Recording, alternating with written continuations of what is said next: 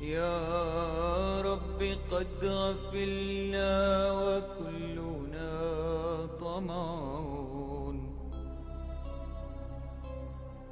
في عفو وفي كرم وفي عتاق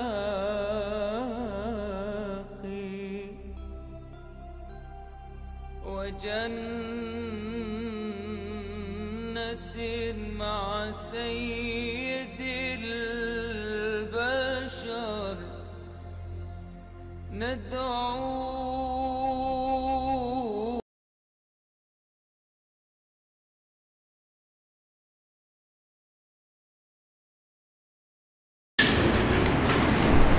Bismillahirrahmanirrahim. Assalamualaikum warahmatullahi taala wabarakatuh.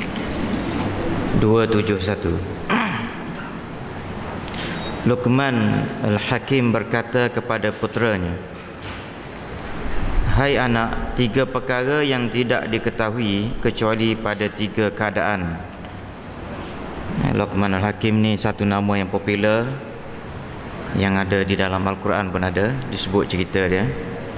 Jadi dia nasihatkan kepada anak dia, dia kata, "Wahai anakku, ada 3 perkara yang tidak diketahui kecuali adanya 3 macam. Pertama, orang yang sabar tidak diketahui kecuali ketika dia marah." Jadi nak tengok kesabaran orang, kita kena tengok time dia marah, ataupun time kita tengok benda tu patut marah, kita tengok depan mata kepala kita sendiri, di mana ada sedikit orang marah ke dia ke, kan, orang caci dia ke depan kita, kan. Jadi kita tengok reaksi dia. Kalau dia ada reaksi tindak balas, maknanya, dan kita rasakan benda tu kalau kena ke aku tak marah lagi, tapi kena ke dia tu dia marah terus, maknanya nampaklah dia ni tak ada kesabaran, ya. Ini penting untuk kita tahu. Macam orang perempuan dia nak bercinta anak-anak kita ke, kena bagi ilmu ni, ya. Kena bagi ilmu ini kepada dia, supaya sebelum kahwin tu dia test dulu bakal suami dia. Sebab kalau dah jadi suami, dapat jenis suami yang pongoh, kata orang, seksa juga. Seksa dia tu, siapa dia tu? Anak kita, ya. Jadi kena test, ataupun kena selalu tengok, perhati, tengok time-time dia marah tu, ataupun time-time dia ada peluang marah tu dia tak marah. Itu bagus. Nombor 2, orang yang berani tidak diketahui kecuali ketika perang. Nak tahu berani ke tak, tengok time perang. Nombor 3, saudara tidak diketahui kecuali ketika berhajat. Nak tahu kawan kita ni bagus ke, saudara kita ni bagus, time kita ada susah, kita jumpa dia, bincangan dia, minta tolong dia, dan dia boleh tolong ke tak? Kalau dia tak boleh tolong, maknanya di situ tahulah kita, dia tu kawan kita betul ke, ataupun dia ni saudara kita betul. Seorang alim daripada tabi'in dipuji orang, maka ia bertanya kepada orang memuji, "Apakah engkau pernah menguji saya ketika marah sehingga engkau ketahui kesabaran aku?" Jawab orang itu, "Tidak." "Apakah pernah engkau menguji saya di dalam bepergian sehingga engkau mengetahui kebaikan akhlakku?" Jawabnya, "Tidak." "Apakah engkau pernah menguji amanah aku sehingga engkau ketahui benar-benar aku seorang yang amanah?" Jawabnya, "Tidak." Berkata si alim itu, "Celaka engkau. Seorang tidak boleh memuji lain orang sebelum diuji dalam 3 perkara itu." Jadi ada orang uji dia sebab dia orang alim, orang untuk guru ke, ataupun ialah alim, Jadi bila puji dia, dia jawab balik, "Engkau pernah tak tengok aku marah? Tanya aku marah tu, engkau tengok kesabaran aku setakat mana?" Nak puji-puji ni mesti bagus. Antara tanda bagusnya orang itu ialah duduk kepada tahap kesabaran dia. Ada orang dia telan kemarahan itu sampai keluar air mata. Kesabaran dia tu, dia telan sama ada dia tu bernama suami, Ya, saya jumpa suami, isteri dia krenas, isteri dia cukup orang panggil yalah, nak kata celaka lah. Ya, dan saya pun tahulah, bukan dengar cerita, saya tahu kes. Sebab dua-dua mari menghadap kita. Ha.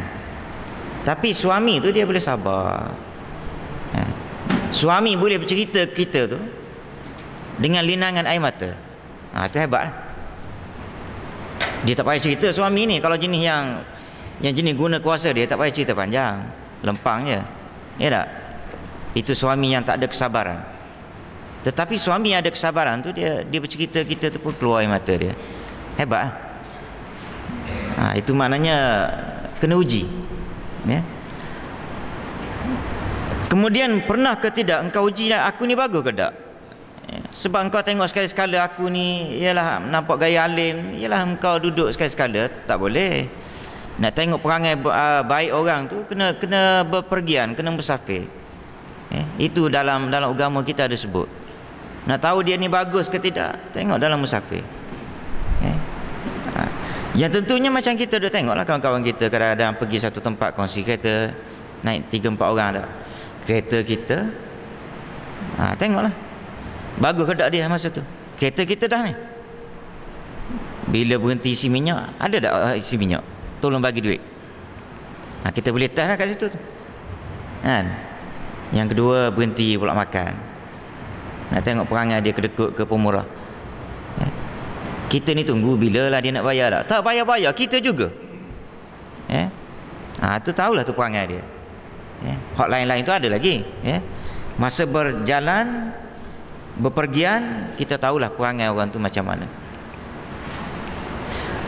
Kemudian yang ketiga, amanah aku ni engkau pernah uji tak?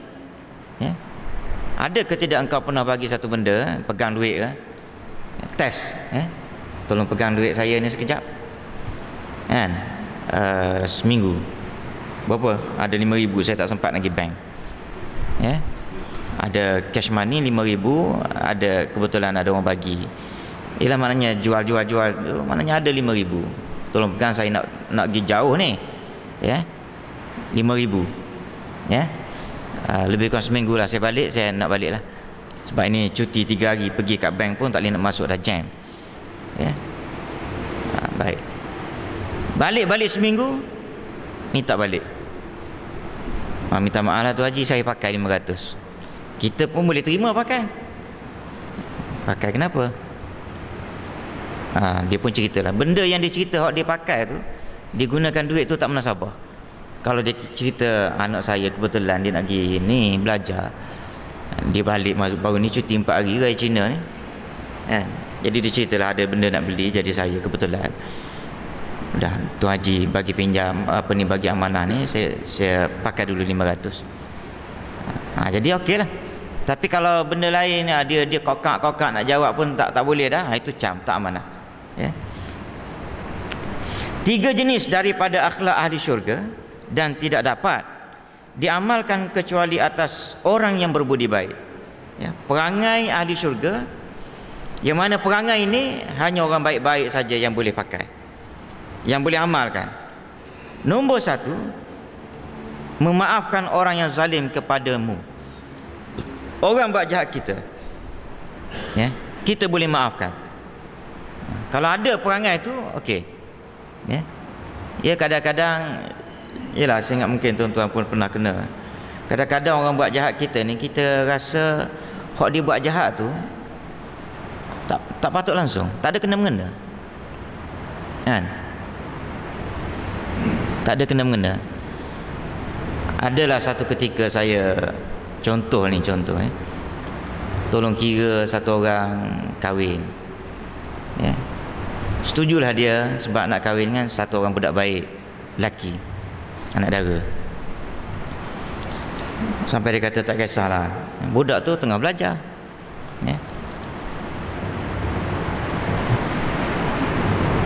Jadi berapa-berapa tak kisah.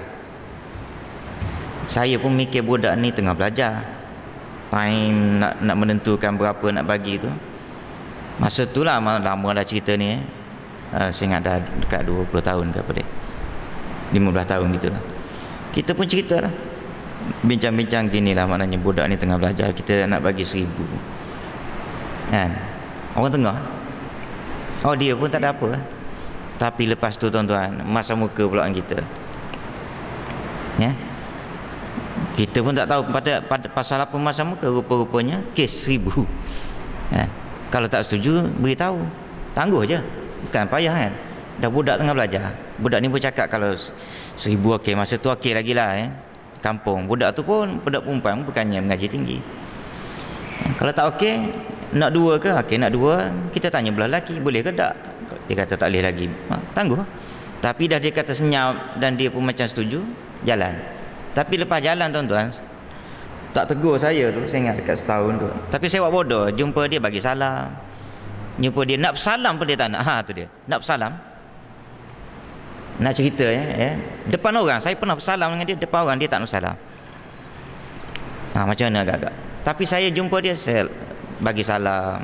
Dah dia tak nak bersalam, tak nak bersalam lah kan. Takut dia, kita pula jadi malu kan. Bagi salam. Jumpa dengan kereta, bagi horn. Last kali tuan-tuan dia kalah juga. Dia kalah juga, last kali dia tunduk mari kawan kita balik. Sebab tu saya kata dengan orang ni, kalau dia tunjuk something, tengok keadaan lah. Dalam kitab pun dia ada cakap, orang tunjuk something, ego, sombong, ada kalanya kita kena lawan dengan sombong. Tapi ada kalanya kita tengok orang, tengok kes. Ada kalanya kita tunjuk dengan kemaafan kita, dengan kelembutan kita, dia akan kalah. Baik, nombor 2, memberi kepada orang yang bakhil kepadamu. Orang yang jenis nampak kedekut, apa benda, perangai kedekut, kita bagi. Sama ada bagi belanja ke, belanja makan sekali-sekala ke, ataupun jumpa dia bagi salam ke apa benda, tak kisah. Asalkan kita ni jangan nampak kedekut macam dia juga, dia akan kalah. Mungkin kita satu ketika, maksudnya di sini, kita kesempitan wang, kita minta tolong dia, kerana anak nak sekolah ke apa benda, minta tolong. Dan kita tahu dia ada duit, tapi dia tak tolong kita. Kita apa? Tiba-tiba Tuhan nak uji kita. Dia pula perlu ke kita, minta duit dengan kita satu ketika. Masa tu kalau, dan kita masa tu pula ada duit. Masa tu kalau tak ada perangai ahli syurga ni, kita kata dalam hati kita, mungkin mulut tak keluar, dalam hati kita kata, dulu aku susah pinjam dengan dia, aku tahu dia ada duit, aku tahu dia ada duit, tapi dia tak bagi, lantak dia lah. Jadi itu bukan perangai ahli syurga. Dah kita ada duit dan kita tahu dia perlu duit, kita bantu dia sekadar yang mampu. Dan perangai ini, perangai suka bantu ni, ada satu untuk guru lah, dia ajar saya. Dia kata berjalan mana-mana, dia kata duit kecil kena ada, sekurang-kurangnya RM10, RM5 kena ada. Itu paling common lah dia kata. Sebab tanya orang datang minta duit, dia kata minta saja, dia kata bagi RM5 pun tak apa, dia kata. Ini ada satu untuk guru, kena amal lah perangai tu. Perangai pemurah orang panggil. Berjalan, kadang-kadang berjalan. Ataupun orang tak minta, kita tengok gaya orang tu macam susah je, gaya dia, kita bagi RM10. Mungkin kita tak kenal, dan mungkin juga orang yang buat susah depan kita tu, tiba-tiba je kita tengok dia ada susah. Ada satu orang yang nampak mukanya, muka sedih, muka susah. Boleh jadi yang itu adalah malaikat, ataupun boleh jadi ada orang mari minta duit. Kita akan bertemu dengan bab tu nanti.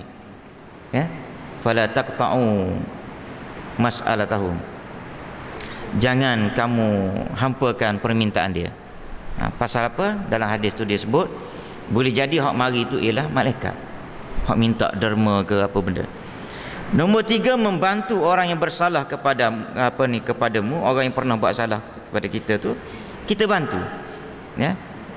Jadi perangai ini, 3 jenis perangai ini adalah perangai orang-orang yang ahli syurga. Jadi kalau tak ada perangai ini, maknanya kita macam mengedepikan salah satu tiket untuk nak masuk dalam syurga Allah Ta'ala. Wallahualam. Bismillahirrahmanirrahim. Alhamdulillah. Wassalatu wassalamu ala asyrafil anbiya wa ala alihi wa sahbihi ajma'in. Allahumma ighfir lana dhunubana wa liwalidina warhamhum wa li jami'il muslimina wal muslimat al-ahya minhum wal amwat. Allahumma ja'alna minal ladzina wa yattabi'una ahsan. Sallallahu. Alhamdulillah.